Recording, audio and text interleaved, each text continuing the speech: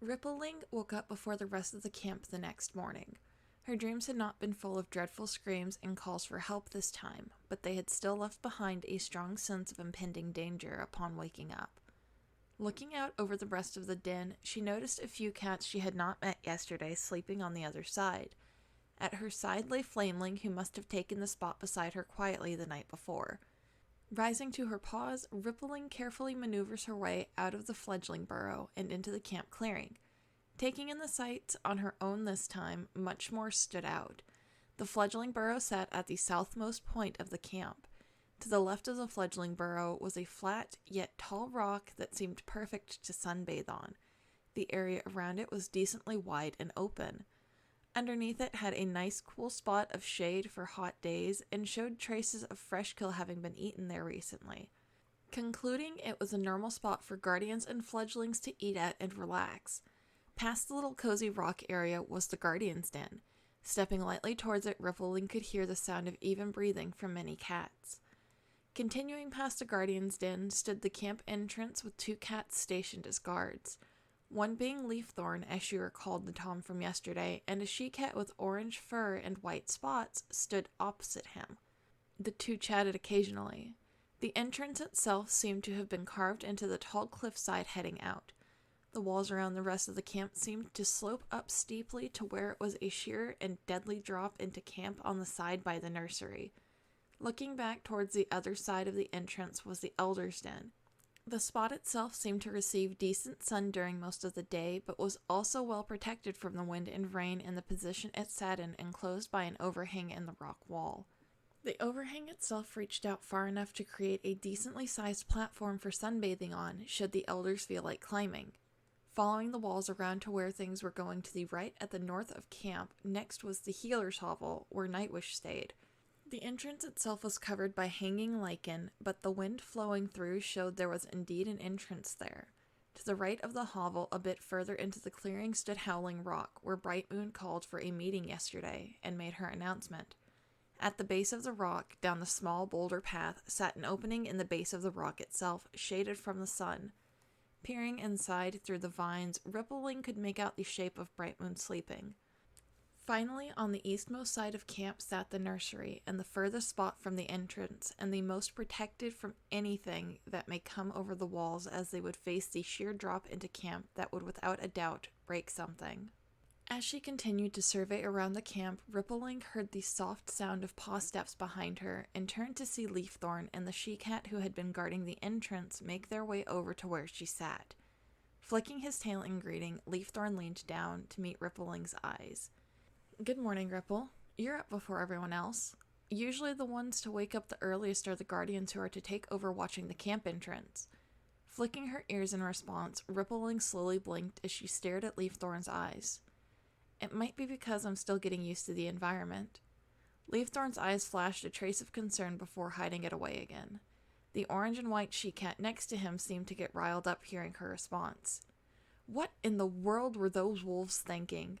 They adopted a young kit and they threw her away when they didn't want to take care of it anymore. How careless can you be? Rippling's head snapped in the direction of the female guardian, and her eyes narrowed dangerously. The orange and white guardian didn't notice, but Leafthorn saw the glint of anger in Rippling's eyes. "That is enough, Owlflight. You are speculating on things you have no right to. You weren't there to accept Ripple from her family. They made it clear that they love and treasure their daughter, and that Ripple coming to join us was a way for her to meet and interact with other cats." Owlflight looked at Leafthorn taken aback. "Don't tell me you believe any of that rabbit dung. If they truly cared for her, why would they bring her to us so easily?" Leafthorn was starting to feel frustrated with the young she-cat. She had not been a guardian for long and had been Bright Moon's last fledgling, so she was a bit cocky in her bearing. Before Leafthorn could rebuke her, the two heard a low and fierce growl building in intensity. Turning to look, the two saw Rippling glaring at Owlflight, with her fur standing on end in anger while she produced a growl no normal cat would be able to. Taking a step back, Owlflight flattened her ears and tried to coax Rippling into calming down. "Rippling, I'm just trying to be realistic here. It's easy to see they threw you away. Holding on to false hope isn't good for you to do." Even though she tried to produce a righteous tone of voice, Owlflight's voice quivered under the threatening pressure that filled the air around Rippling. Leafthorn, not knowing how to diffuse the now extremely tense and volatile situation, was beginning to panic when a new set of paw steps sounded out coming from the direction of the Guardian's den. Owlflight, Leafthorn is right in that you have no right to speak on topics you know nothing about. Speculating on situations or events that you yourself did not witness and coincidentally spreading false information by doing so is detrimental to the relationships between you and your fellow line mates. It would be in your best interest to hold your tongue going forward. Brightmoon will be informed of this morning's events by Leafthorn, and you are to tend to the Elder's Den until she tells you otherwise. Hearing Ivynose's voice, Rippling's tail twitches slightly, but she refuses to take her eyes off of Owlflight. Ivynose reaches Rippling's side and gently nudges her shoulder with his nose. Come on, Ripple. It's time to go learn the territory. Ivynose, you can't be serious. All I did was try to make them see the truth. Owlflight felt indignant at the gentle display between Ivynose and Rippling. She had long had a crush on the lieutenant, but no she-cat seemed to be able to get any response from him other than his usual cold stare or curt words. Yet here in front of her own eyes, he spoke so many words and willingly approached another cat on his own, even if she was his new fledgling. Rippling on the other paw finally closed her eyes and took a few steadying breaths before turning to meet Ivynose's gaze and nodding. Ivynose turned his sight towards Owlflight, his eyes growing ever colder as he did so. Ripple is still quite loved by her family. They made it evident we were to make sure she came to feel at ease here with no issues. I'm more than certain they will visit her here in the future, especially her brothers. You have pulled such a stunt that would cause unease for Ripple in her transition into life in the wolf line, and the ancient forest itself, with your idle speculation and words with no merit. Go to the Guardian's Den to rest, and I will leave word with Nightwish that once you are awake, you are to tend to the Elder's bedding, fleas, meals, and any requests they may have. That is final until Brightmoon says otherwise. Without waiting for her to respond, Ivynose motioned for Rippling to follow him, nodding to Leafthorn as he passed. Returning the nod, Leafthorn looked at Rippling, following at Ivynose's pause before giving Owlflight a pitying look. I don't get it. I just don't get it. Why is he so gentle with the kit that got thrown away? Owlflight continued to mutter to herself, not noticing Leafthorn's look. Sighing, he shook his head and made his way towards Brightmoon's den to do as he was told by Ivynose. Making it outside of the camp entrance, Ivynose stopped and looked at Rippling. As she was staring at her paws, lost in thought, she did not realize the Tom in front of her had stopped and ended up bumping right into him. Looking up, she saw him gazing at her with a hint of concern in his eyes. Ripple, if Owlflight's words upset you, it is all right to say so. You do not have to carry the weight of your feelings alone. I'm here to help teach you and guide you, but I'm also here to become someone you can trust and confide in as your mentor. Rippling pawed at the earth for a moment before taking a breath and meeting Ivynose's gaze. She cannot be the only cat who believes that I have been abandoned or thrown away by my family. Going forward, there will probably be others among the other lines to say or think the same, but I do not like her talking like that about my parents and siblings. This choice was as much my own as it was theirs. I was not thrown away. Gritting her teeth, Rippling spat out the last sentence, feeling anger rising in her again.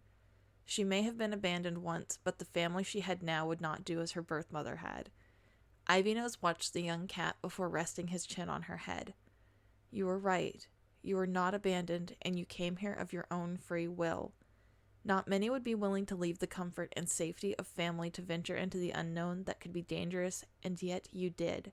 For that, I want to thank you.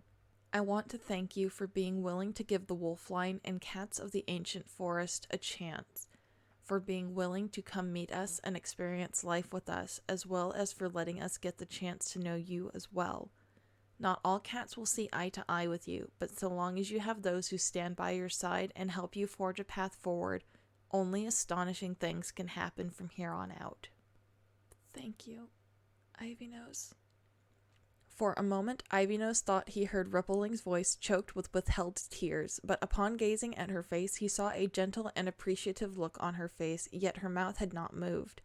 It only took him a moment to realize that she had once again sent a message to his mind as sounds and scents seemed heightened now.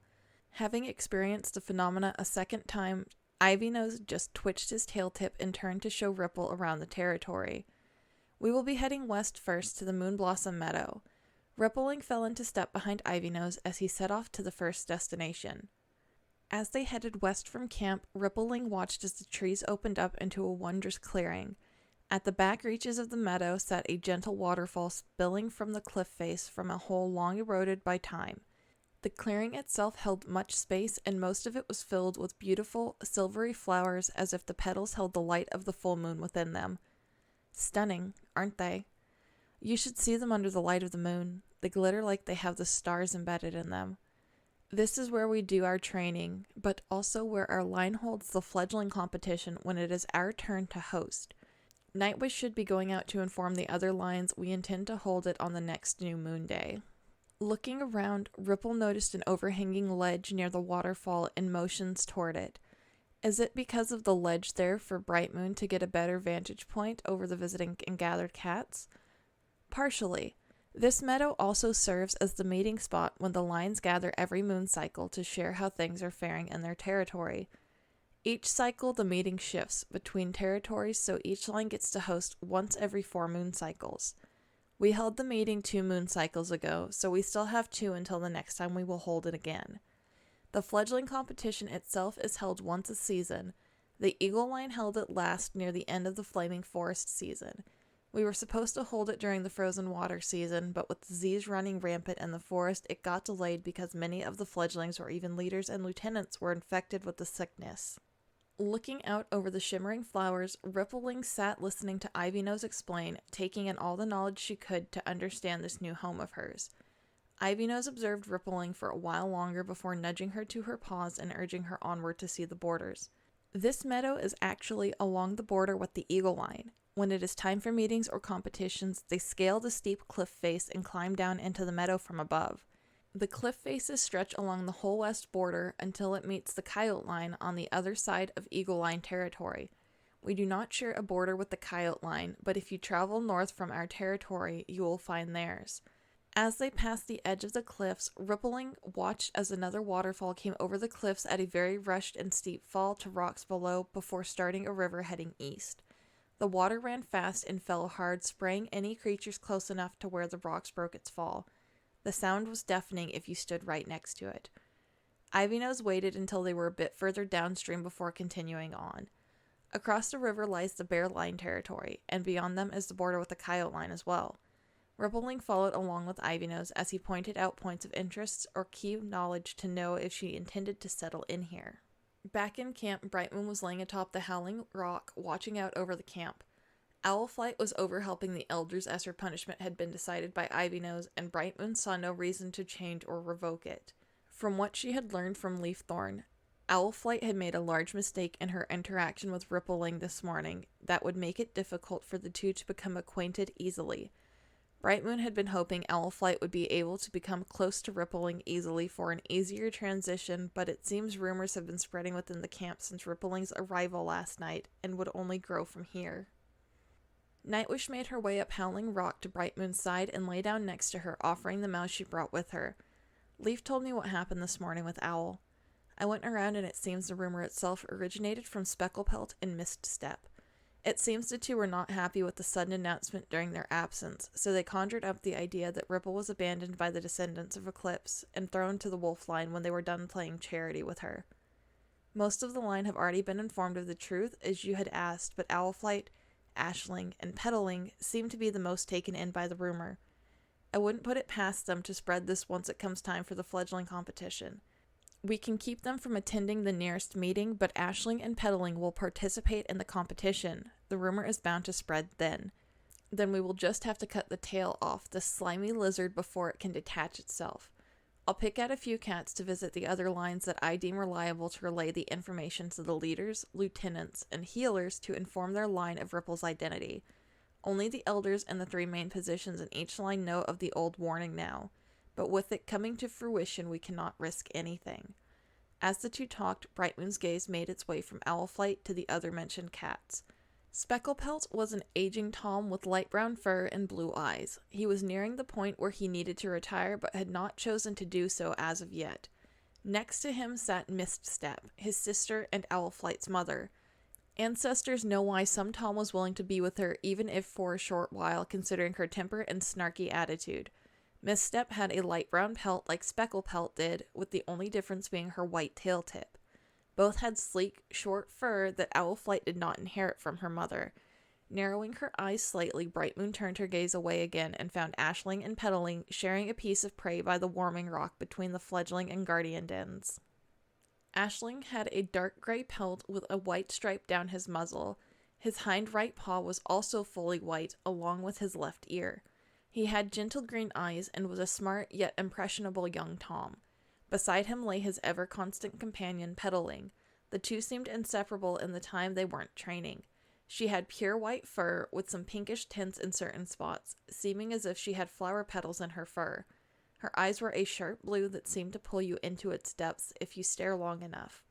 Should these five continue their behavior, Brightmoon would have to start thinking about alternatives to make them realize and understand that Rippling would be essential for the survival of all the cats in the ancient forest. For now, though, she could only pray that nothing severe happened at the fledgling competition.